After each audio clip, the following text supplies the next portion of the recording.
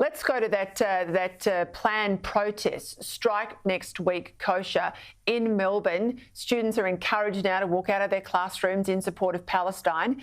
The Education Minister, Ben Carroll, who I have met, I think he's a good bloke, but he's saying, I think young people take such an important interest in our community. Let's be clear, he says, this is a school day. Well, good on you, Ben, but what on earth are you going to do to police this?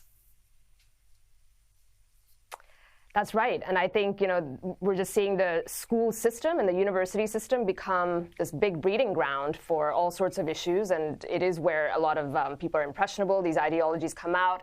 And now you sort of rubber stamp it and encourage it with taking a day off and glorifying it. Half the time, the young people don't really even know exactly what they're protesting about. They just glom onto a higher level framework. But then it, adds fuel to the fire right now and fans the flames of where we are.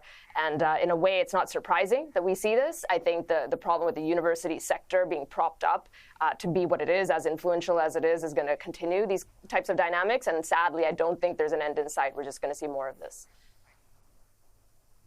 Michael, I spoke about this a little earlier in the show with Tim Smith from London, but, an extraordinary interview from Jeremy Corbyn, asked multiple times to condemn Hamas. He couldn't do that. This is the root of the problem.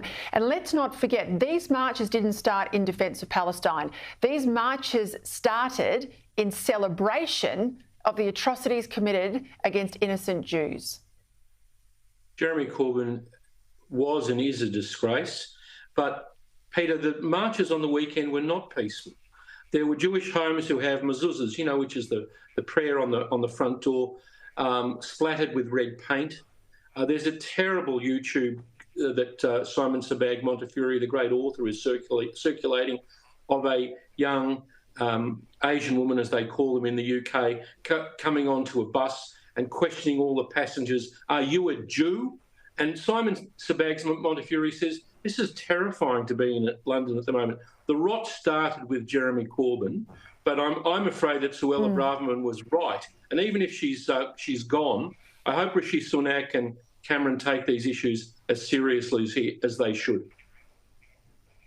I hope she keeps fighting, because I think she is going to put pressure back through the Tory party. There's a lot of support for her.